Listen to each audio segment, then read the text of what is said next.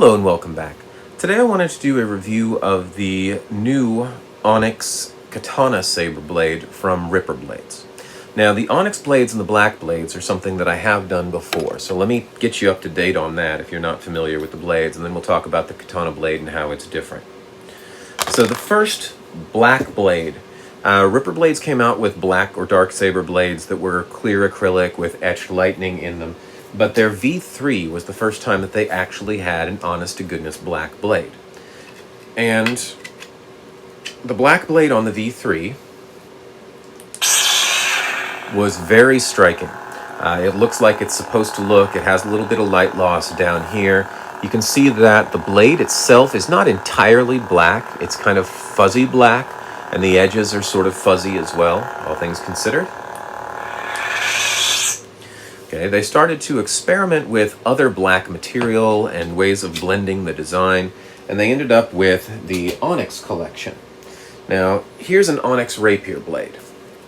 Okay, so you can see in comparison to the old black, this is more sort of fuzzy black or grayish black, and this is more of a black. With the Onyx,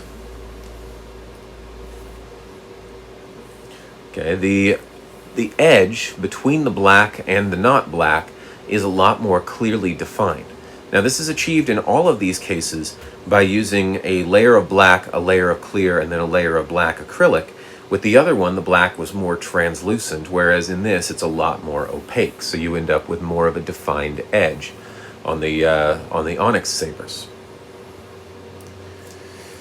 Right. The Katana saber that just came out uses a lot of ways the same materials and the same sort of structure as the Onyx rapier that I just showed you.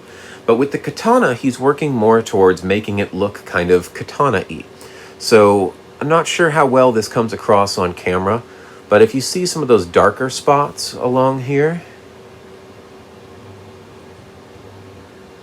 or if you look at the clear edge and see the discrepancies there, or what he's done is he's actually gone in and he's sort of buffed a hamon into the edge of this.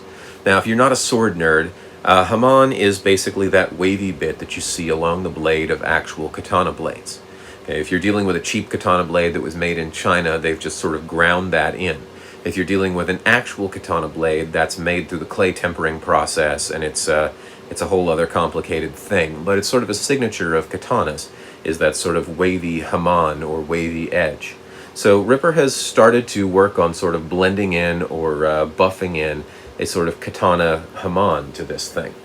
The buff on the end as well stops, you see this line right here underneath my fingernail that everybody gives me crap about, but too bad.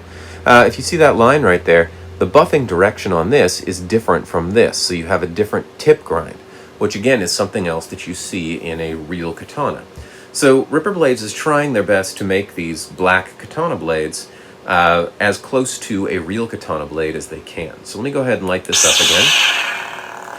One of the things that you'll notice on this is that the edge, now you see that wave on there? It almost looks like it's got pixels in it, because some places shine brighter than others. Okay, that's that hamon edge that he's put on there.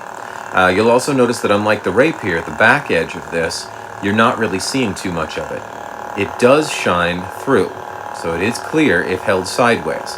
But if held just like this, most of the glow that you're getting is a glow from the edge itself and from the tip.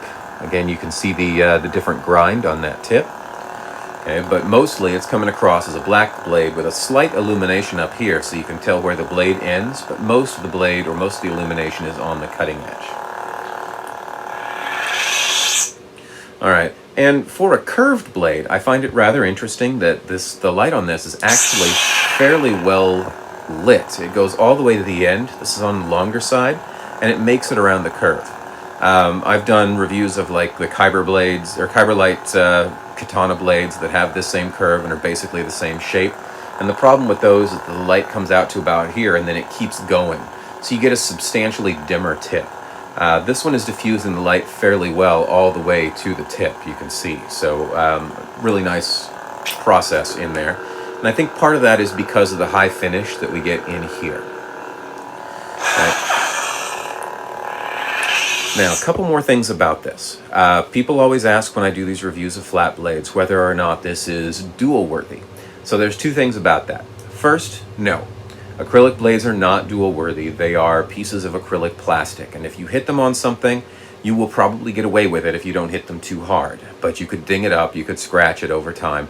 If you hit it too hard, it's going to crack, and when that happens, it's just a done deal. It's either going to crack in the middle of the blade, or more likely, it's going to crack right here.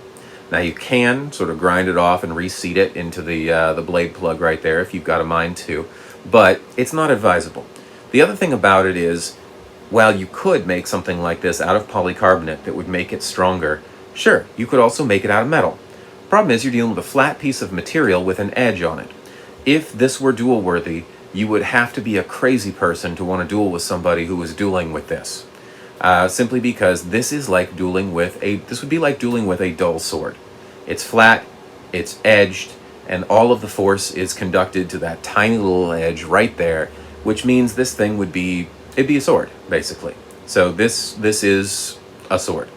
That's why they are not duel worthy. For one, because they're not, because they break, and for two, even if they didn't, you wouldn't really want to just go out with your friends and have at with something like this. You'd really mess yourselves up, and this tip right here could totally mess somebody up. So this is the black katana blade. One last thing about this, with all of the Onyx blades that they've come out with, and actually with all flat blades, one of the things that you have to keep in mind is color unmixing. Now, if you're running a quad core, like for instance, let's say you've got an Ultra Sabers or a Saber Forge, or an Electrum that's running an in-hilt LED. You need an in-hilt LED as well. This is if you want a NeoPixel one of these, it has to have NeoPixels embedded in it. You cannot plug this into a NeoPixel Saber unless it's specifically a NeoPixel blade.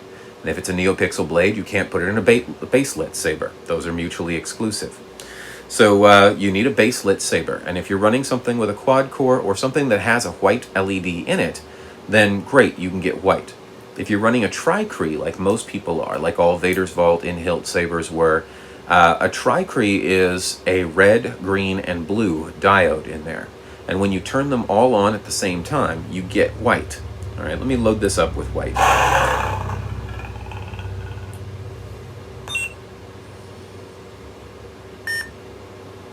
For generations, my ancestors fought proudly as warriors against the Jedi. All right, so this is white. Right, if I ran this through a tube blade, it would come out as white. If, however, I try to run it through a flat blade, because it is a red and a green and a blue LED, the red and the green and the blue are hitting in different places on this blade core, and they're running up the blade in different spots. So if I had a white light, or if I had a quad core where they were all together in the middle, great. If you're running a Tri-Cree, you get this. Now, you're not seeing a lot of this on the camera, and it may come across as white, but do you see this green right here, and pink up here, and pink right here, and sort of bluish green over here? That's color unmixing, which is leading to sort of a rainbow blade. You can actually see it the best in my V3 black here. There we go. So here you see the pink traveling. Here you see the blue or the green traveling, and here you see the blue coming out up here. So if you're looking for the white on black look that you see in The Mandalorian or in the film series, or the cartoon series rather, you're going to need a white LED to pull that off. And yeah, because you're not going to be able to get it off of a Tri-Cree. All right, so this has been the Black Onyx Katana blade from Ripper Blades. If this review has been of interest to you, please join me back for more, and I'll see you next time.